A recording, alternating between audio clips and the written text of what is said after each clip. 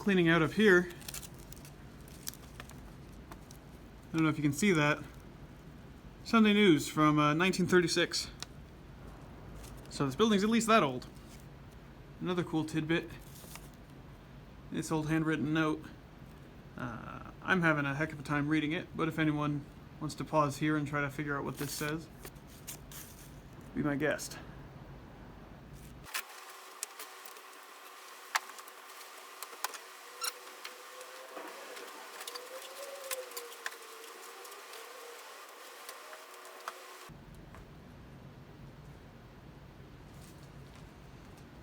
I don't know how much of it translates to the camera, but there is definitely a lot of spring to the floor in the center. And again, you got 25-foot joists. And honestly, it's not horrible, but you can definitely tell you're on a second floor that doesn't have a ton of support under it.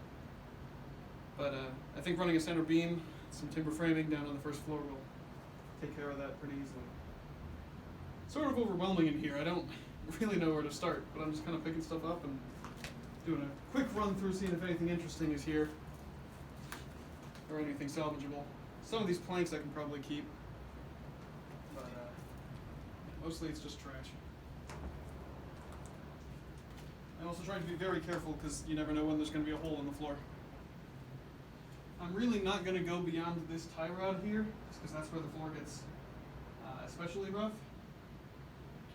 So I'm going to wait until I at least have someone else up here just in case I fall or anything to do anything too risky. Another really cool piece. There's a whole bunch of these downstairs actually, but this is one of the ones in better shape that I've seen.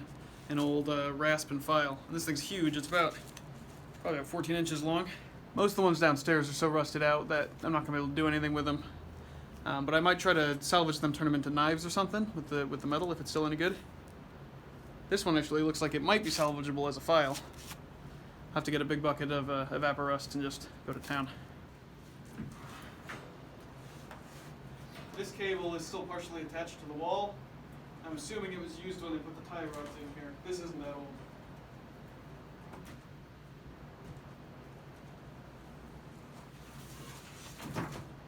And a couple of extremely burnt brooms. I guess that's an occupational hazard in a smithy.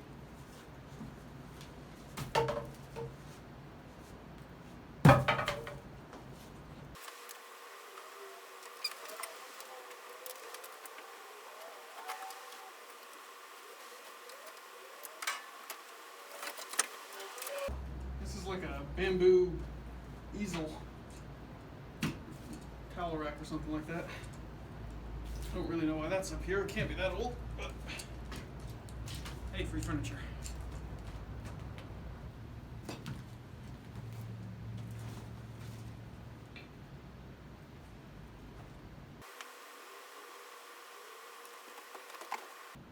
Rosebud salve, or salve, however you pronounce that.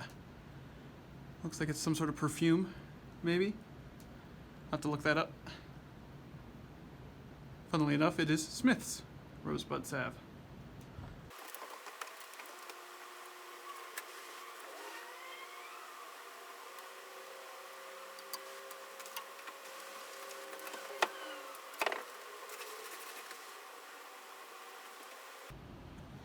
I messed up because it's very dusty in here and I'm trying not to die. I managed to get the bottom sash of this window off.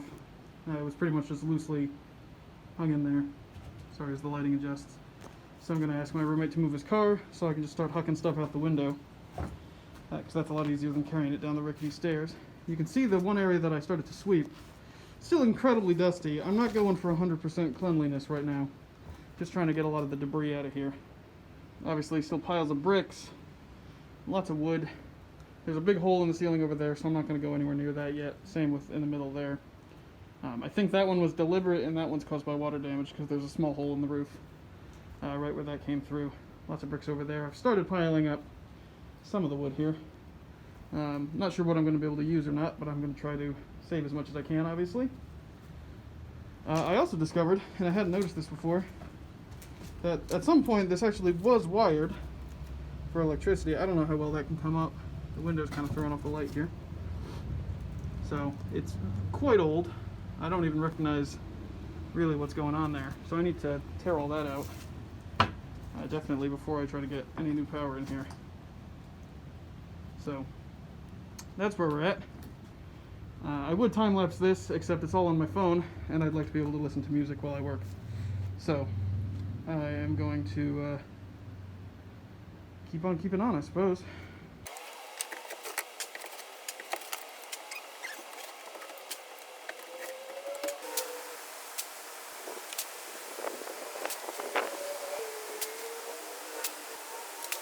Well, a couple hours later, and I've got a tarp full of crap. Obviously the dust blew around a little bit here, but it's just a gravel drive, so not too worried about it. Some of this wood might be reusable, but I don't really have high hopes. Most of it's pretty thin and really, really brittle. But that which survives the drop down here is still probably usable for something. I'm maybe halfway done. Maybe. But my main goal now is just to get some of the major bits of debris out there. But I know when we take the roof off and or do any siding or jack up the building, it's going to kick around a lot of dust and all this stuff. So I'm just trying to mitigate the amount that's going to come pouring down on our heads, and also make it a little bit easier later on. A lot of the flooring in there is going to have to be redone too, so I imagine that will be another step in getting this really cleaned up. But that's enough for today. I am very dirty.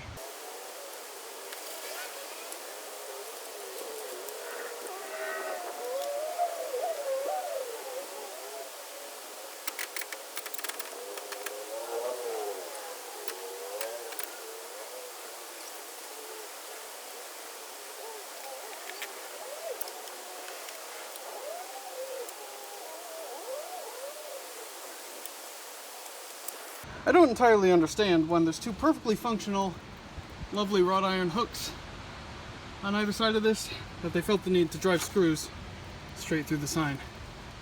But whatever.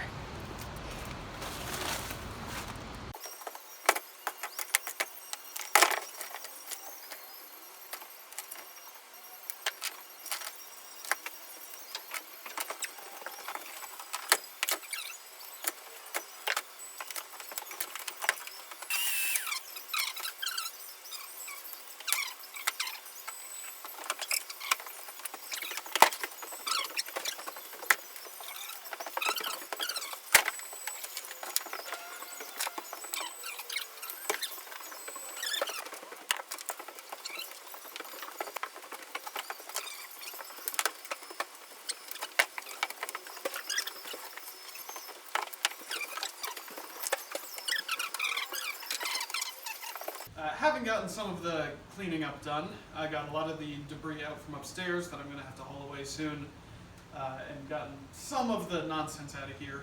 There's still plenty of nonsense to go. Most of my energy the past couple weeks has been on getting folks out here to do estimates on the work that I'm not going to be able to do myself. Most notably for this building is the lifting situation, and I will walk you through in a future video what exactly we're doing, but essentially the entire side of the building, other than this kind of third of it that I'm standing in, is going to get raised up something more approaching level than it currently is, more closely approaching square. And then once that's done, this slate roof is going to need to be fixed as well. So I've been trying to get that all figured out so I can work on other stuff. That all said, it's going to be probably at least a couple months before that's able to be done in its entirety, and I am getting impatient and I want to do stuff. So I decided, I'm used to working in a small workshop, so I'm going to take this third of the shop that's still in, usable condition, and it's not going to get messed up by the building getting lifted, and start setting up at least some of my equipment and some of my tools so that I can start making stuff. Obviously, there's still some work to do, so I'm going to just get on with that. This workbench, fortunately, is already here. It's nowhere near square or anything, but for short-term purposes, I'm not too worried about that. I'll just use it as kind of a basic assembly area and start cleaning some stuff up, get this thing off the wall, and get down to business.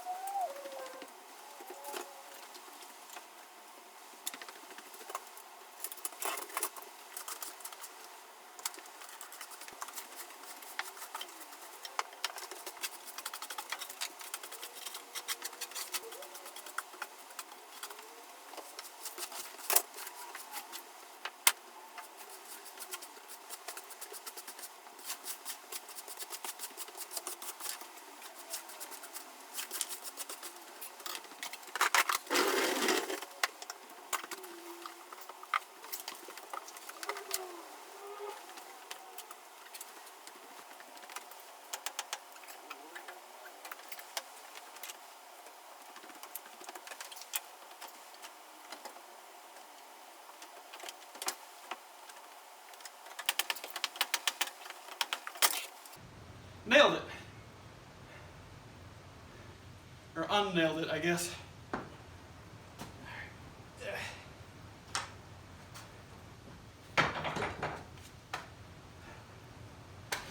One of many weird, precarious situations I'm going to be in here, I'm sure. I'm going to leave this intact and just put it somewhere else for now. This could be the cool basis of something. So to quickly give you a better look at the bench on this side, the main part of it is this big chunk at the end, and this is probably about a foot wide and 6 inches tall, solid beam. I'm not 100% sure what species. I have to imagine just pine, because that's what is available and cheap, and that's probably what they would have used. I was hoping I might get lucky and find some chestnut in here, because you really don't see that you don't see it anymore because it doesn't grow. But so far I don't think I have, but if anyone thinks that they see something that is that, let me know, because I will be sure to preserve it carefully. Yeah, and so I'm hopeful that eventually this big beam can become the foundation of a new workbench, which would be very cool. The other two pieces are just kind of your construction lumber sized pieces. This one, I'm really not sure what they were trying to do here. They have it elevated with this bracket, but it's I don't really know for what reason. I'm also convinced that sometime in the past century, a 12-year-old just went nuts with a hammer, because there are just nails in every exposed surface on everything in this entire building. So let me pull those out before I do anything here. But yeah, and then there's a handful of other. These are very old nails in here, like older than me by a considerable margin. And some old. These are threaded, so I'm not even sure. This. Oh, you know what? This was probably for a vise. Yeah, this is probably for a metalworking vise right here. And then this whole edge has got this really beefy piece of.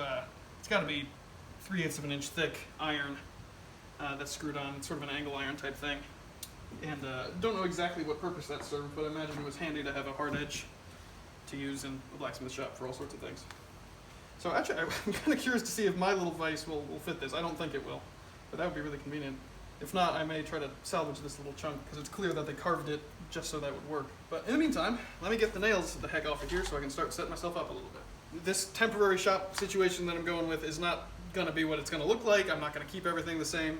I'm certainly going to, clean this up a little bit better. But for now, this is just so I can make some stuff, keep myself busy, and start working on the actual building while I'm waiting on contractors and other people to do their stuff.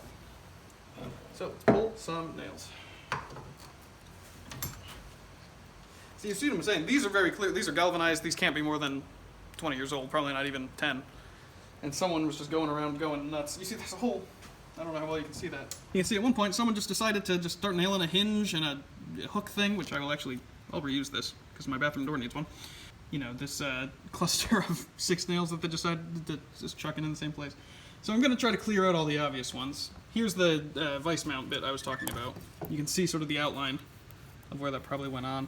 If anyone really knows their vices and has an idea of what vice this might have gone with, please do let me know, because I will definitely try to see if I can find one used or something, and try to kind of keep that to its purpose. And then eventually maybe this becomes my metalworking bench when I get to that.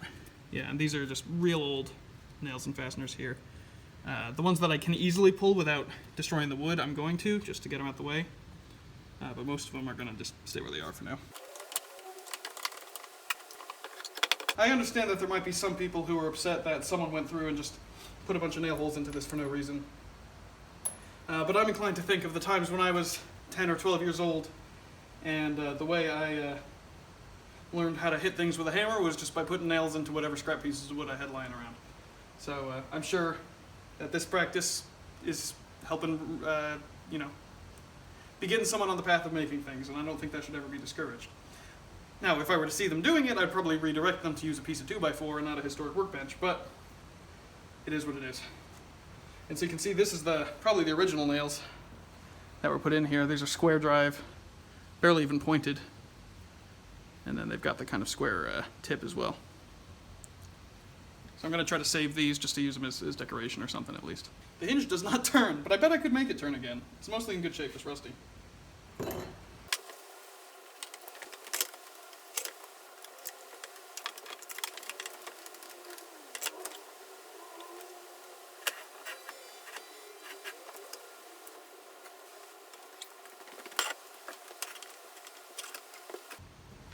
Part of what you might call the charm of this old bench is that there was not a single level surface on it. So, shimming might be the name of the game here. I'm going to see if I can get it somewhat close.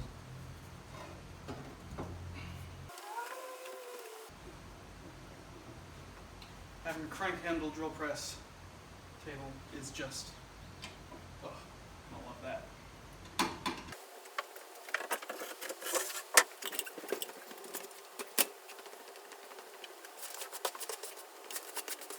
Once again, the bandsaw rests along the pole on the outer side of the shop. This time it's facing that way and not that way like it used to, relative to everything else, but it'll work fine. Now just the joiner and planer. The lathe stand's going to sit for a while because I am not capable of moving that by myself. It is too heavy. One of the first projects I'm going to do, and this will probably be the first thing I tackle in the next video, is replacing this post. So you can see there used to be a 4x4 right where that handle is. That would come up, connect to that beam, connect to that beam, and obviously connect up to the ceiling. Because right now, this entire masonry wall can flex a bit, which is really not something you want to see brick do.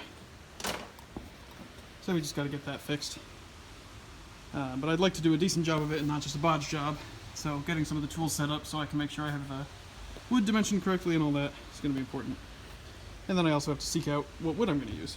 I was thinking I might steal that pressure-treated Widowmaker that's hanging up there doing apparently nothing. I'm sure it's doing something. I don't know what.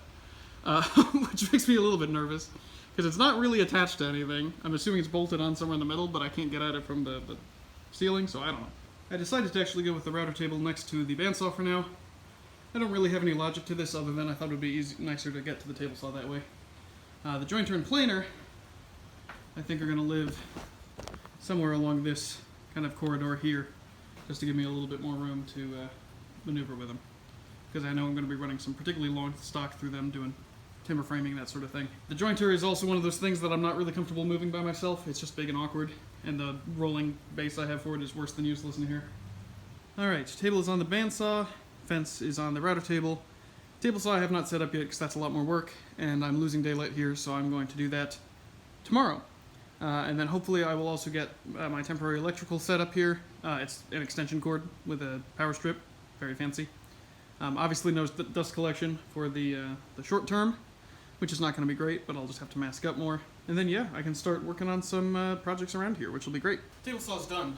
Now we got to look up. So you can see over my head, the ceiling's kind of caving in. And I probably should have done something about this before moving all my tools over here. But I think what I'm going to do is just take down each of these strips of beadboard, which go about to the halfway point of the shop, that are in the process of falling. There's going to be a lot of crap, I imagine, that's going to fall down, so I'm going to move the table saw out of the way, tarp everything up a little bit, and then hopefully that'll work.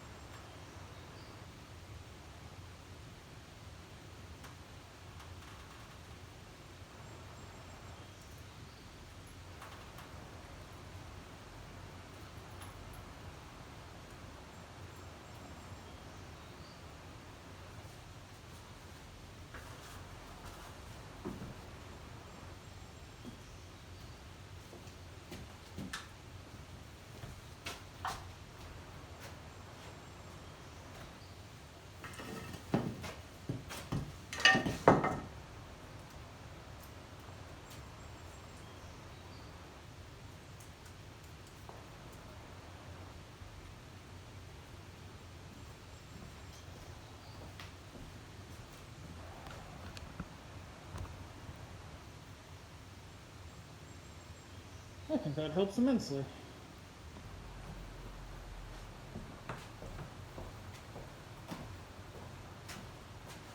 And there is light, and there is power. I'm very excited. I'm also very dirty. Obviously setting this up is going to be really helpful going forward, just to be able to do everything that I need to do to get this place together. But I did check, everything has power. Had a little bit of scare with the table saw, but it looks like just the connector had gotten pulled loose at some point during transit. But that is fixed now and it works fine. So the next few weeks again, I'm waiting on contractors to do a couple different things. As always, lifting the building is going to be priority number one, because it's going to be difficult to really do any of the serious work, including the roof or the masonry, until we know what impact that's going to have. But I think I might start focusing on this area, this wall. Not doing anything crazy. I'm still not going to touch the masonry or anything, but just trying to shore it up a little bit, and maybe start kind of cleaning it up. And also just in general, cleaning is going to be a thing. Now, I mean, when we lift the building and when we do anything, all sorts of soot and whatnot from upstairs is going to shake loose.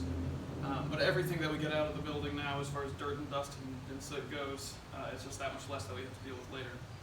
And eventually, you know, I want to really clean these floors and do a nice clear coat on them. I sanded down one section right here. I'm not going to show you yet, but this wood is going to be beautiful, I think, once it's cleaned up.